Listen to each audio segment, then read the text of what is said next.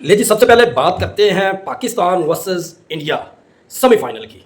Mains hockey यानी कि men's under 19 Asia 2026 World Cup. Pakistan और इंडिया की टीम मध्य मुकाबल थी आज जापान में। चूंकि ये एशिया कप जापान में खेला जा रहा है, तो पाकिस्तान और इंडिया के माबैन आज जो है ना फर्स्ट सेमीफाइनल था। तो इस फर्स्ट सेमीफाइनल में इंडिया ने पाकिस्तान हॉकी टीम को चारों खाने चित कर दिया है। यानी यूं कहें कि इंडिया ने पाकिस्तान को बहुत ही बड़े मार्जिन से इस अंडर 19 एशिया वर्ल्ड कप से बाहर कर दिया है, किक आउट कर दिया है, घर को भेज दिया है, इनका तमाम सफ़र कर दिया है, मुकम्मल कर दिया है। अगर हम बात करें इस एशिया कप की, तो पाकिस्तान बांग्लादेश को हराकर सेमीफाइनल तक पहुंचा था। तो सामने हमें जो है ना हमारी मुस्तकिल हरीफ भारत जब नज़र आई है, तो हम उससे हार गए हैं। जबकि अगर कहा जाए तो पाकिस्तान की टीम इस अंडर 19 एशिया कप से बाहर हो चुकी है। इंडिया ने पाकिस्तान को 3 के मुकाबले में 5 गोलों से शिकस्त दी है। अगर यूं कहें कि पाकिस्तान ने महज 3 गोल किए हैं और इंडिया ने 5 गोल किए हैं, यूं पाकिस्तान को 2 गोलों यानी कि 3 के मुकाबले 5 गोलों से शिकस्त हो गई है। और अगर दूसरी तरफ बात करें पाकिस्तान से ऑस्ट्रेलिया की लगातार हार के बारे में, तो ऑस्ट्रेलिया के साबिक कैप्टन रिकी पॉन्टिंग ऑस्ट्रेलिया की क्रिकेट पर बरस पड़े हैं। उन्होंने कहा है कि हम गुज़श्ता 5 बरसों से पाकिस्तान से ओडीआई में एक भी सीरीज नहीं जीत सके। अगर हम बात करते हैं तो पहले से ऑस्ट्रेलिया की टीम पाकिस्तान में आई थी, तो पाकिस्तान ने ऑस्ट्रेलिया को 2-1 से शिकस्त दी थी। ये बात कर रहा हूँ मैं 2021 की। उसके बाद पाकिस्तान ऑस्ट्रेलिया में गया था, तो पाकिस्तान ने ऑस्ट्रेलिया में जाकर ऑस्ट्रेलिया को 2-1 से शिकस्त दी है। जबकि इस दफ़ा 2026 में ऑस्ट्रेलिया फिर पाकिस्तान में आई है, तो पाकिस्तान ने इस दफ़ा फिर ऑस्ट्रेलिया को इबरतनाक शिकस्त देकर तीसरी दफ़ा यानी कि मुसलसल तीसरी दफा ओडीआई सीरीज हरा दी है। जबकि अगर रिकी पॉन्टिंग की जानब देखा जाए, तो रिकी पॉन्टिंग ऑस्ट्रेलिया के तमाम सीनियर खिलाड़ियों और ऑस्ट्रेलिया के क्रिकेट बोर्ड पर बरस रहे हैं और वो कह रहे हैं कि ऑस्ट्रेलिया के तमाम सीनियर प्लेयर पैसे के पीछे भाग रहे हैं, पैसे की तरफ भाग रहे हैं। जबकि ऑस्ट्रेलिया की क्रिकेट इसमें बार बार फेल हो रही है और पाकिस्तानी टीम पाकिस्तान की जैसी टीम ऑस्ट्रेलिया को तीसरी दफा शिकस्त से 2-4 कर चुकी है। अगर देखा जाए तो ऑस्ट्रेलिया के तमाम सीनियर प्लेयर लीग्स में जो है ना वो मशगूल हैं, चाहे वो आईपीएल हो चाहे कोई और हो। ये ऑस्ट्रेलियन प्लेयर्स पैसे के पीछे भाग रहे हैं, जो कि सरासर गलत है, जो कि ऑस्ट्रेलियन क्रिकेट के लिए जो गलत है। और अगर देखा जाए ऑस्ट्रेलियन तमाम प्लेयर पाकिस्तान के मैदान तीनों सीरीज में जो सीनियर प्लेयर हैं वो नहीं खेले, उन्होंने किसी ना किसी लीग के बहाने इन अपनी तीनों सीरीज को छोड़ा है। जबकि अगर बात की जाए न्यूजीलैंड वर्सेस इंग्लैंड के माबैन टेस्ट सीरीज की, जो कि पहला टेस्ट लॉर्ड्स में जारी है, आज दूसरा दिन है। अगर देखा जाए तो इंग्लैंड ने मुकम्मल गैर मुख्तात और क्या कह सकते हैं कि बहुत ही ख़राब पिच तैयार की है। आज दूसरे दिन स्टंप तक इस टेस्ट में जो है ना मुकम्मल 33 विकेटें गिर चुकी हैं। आप इससे अंदाज़ा लगा सकते हैं कि यह पिच किस कदर खतरनाक और बैट्समैनों के लिए जानलेवा बनाई गई है, तैयार की गई है। अगर हम बात करते हैं इंग्लैंड की क्रिकेट बोर्ड यानी कि ईसीबी की, तो अगर वो किसी मुल्क में जाएँ यानी कि उनकी सीरीज हो, चाहे पाकिस्तान में हो, चाहे इंडिया में हो, चाहे साउथ अफ्रीका में हो,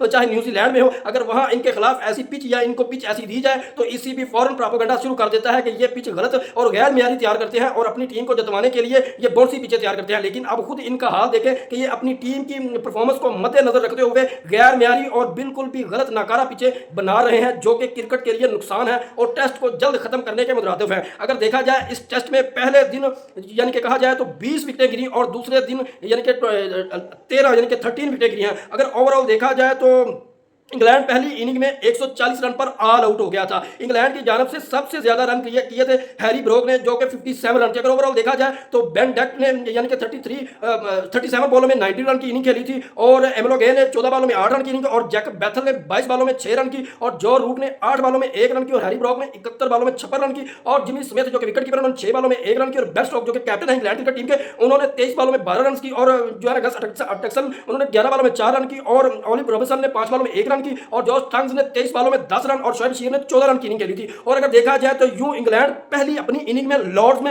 मस्त 39.4 ओवर खेल पाई। आप इससे अंदाजा लगा सकते हैं कि किस कदर गैर मियारी पिच थी लॉर्ड्स में, वो भी इंग्लैंड वर्सेस न्यूजीलैंड के फर्स्ट टेस्ट में। और अगर देखा जाए न्यूजीलैंड की जानब से मैट हेनरी ने 4 ओवर में 8 रन देकर कोई विकेट नहीं हासिल की थी और केले जेमिसन ने 14 ओवर में 22 रन देकर 5 विकेटें हासिल की थी। और अगर नेथन स्मिथ की बात की जाए, उन्होंने 10.4 ओवर में 38 रन देकर 3 विकेटें हासिल की थी। उनके बाद विलियम और को ने 11 ओवर में 25 रन देकर 2 विकेटें हासिल की थी। यूं अगर देखा जाए तो इस कदर गैर मियारी पिचें महज इंग्लैंड में ही तैयार की जा सकती हैं, जो कि बैट्समैनों के लिए जानलेवा हो सकती हैं, या इनके अलावा ऑस्ट्रेलिया में तैयार की जाती हैं। वो आपने फिलिप्स ह्यूज वाला वाकया तो सुना होगा और देखा भी होगा। उनके बाद अगर गलत और गैर मियारी पिचेस की बात करें तो उनके बाद भारत में तैयार की जाती हैं, जो कि बैट्समैनों के लिए खतरा बनी रहती हैं, वो वाले जान बनी रहती हैं। और अगर उनके बाद अगर बात की जाए न्यूजीलैंड की पहली इनिंग की, तो न्यूजीलैंड की पहली इनिंग इंग्लैंड के मुकाबले में यानी कि 140 रन के मुकाबले में महज 130 रन बना सकी, यानी कि ऑल आउट होगी। यानी कि अगर देखा जाए न्यूजीलैंड फर्स्ट इनिंग में 29.5 ओवर में यानी कि ग्राउंड से बाहर थे उनके 10 के 10 प्लेयर। और अगर न्यूजीलैंड की ओवरऑल बैटिंग की बात की जाए, टॉम लैथम जो कि कैप्टन है न्यूजीलैंड के, उन्होंने 21 बालों में 3 रन की इनिंग खेली थी, डेविड कैनवे ने 5 बालों में 1 रन की इनिंग खेली थी,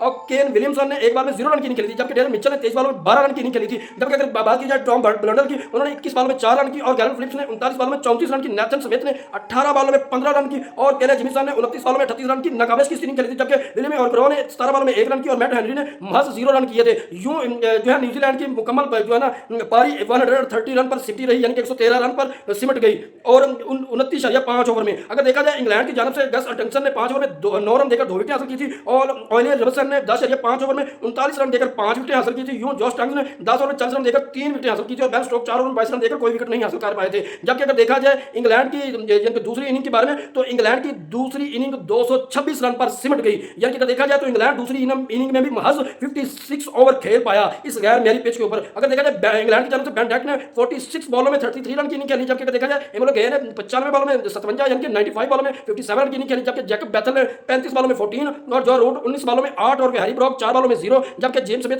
जो कि विकेट कीपर है इंग्लैंड के, उन्होंने 52 बॉलों में 39 रन की। Ben Stokes captain another time 0 3 बॉलों में कर सके, जबकि गस एटकिंसन ने 32 बॉलों में 14 रन की, और ऑलिवर रॉबर्टसन ने 30 बॉलों में 29 रन की, जबकि जॉश टंग्स ने 13 बॉलों में 5 रन की इनिंग खेली थी। जबकि अगर देखा जाए तो न्यूजीलैंड की जानब से केने जेमिसन ने 12 ओवर में 41 रन देकर 1 विकेट हासिल की थी। यूं नेथन स्मिथ ने 17 ओवर में 17 रन देकर 6 विकेट हासिल की थी, जबकि विलियम ऑक्रोग ने 16 ओवर में 46 रन देकर 2 विकेट, और मैट हेनरी ने 11 ओवर में 43 रन देकर 1 विकेट हासिल की थी। यूं आप इस गैर मैरी पिच का अंदाजा लगा सकते हैं। जबकि अब बारी चल रही है चौथी बारी की, जो कि न्यूजीलैंड की है। महज 2 दिन कंप्लीट हुए हैं और तकरीबन टेस्ट खत्म हो चुका है। अब तीसरे दिन के अख्ताम तक न्यूजीलैंड ने 3 विकेटों के नुकसान पर 36 रन बना लिए हैं 11.5 ओवर में। अगर देखा जाए न्यूजीलैंड की जानब से टॉम लॉथम जो कि कैप्टन है, वो 3 बॉलों में 0 गेंद कर सके हैं, और डेविड कैनवे जो कि बैटिंग कर रहे हैं अभी तक नॉट आउट है, वो 27 बॉलों में 12 रन पर है, जबकि केन विलियमसन 36 यानी कि 36 बॉल में 18 रन पर जो आउट हो गए, और विलियम ऑक्रो जो कि 6 बॉलों में 0 रन बनाकर आउट हुए हैं। यूं न्यूजीलैंड 36 पर 3 है। और अगर देखा जाए तो न्यूजीलैंड को ये मैच, ये पहला टेस्ट लॉर्ड्स का जीतने के लिए महज 218 रन की जरूरत है, जबकि बकाया अभी मुकम्मल पूरे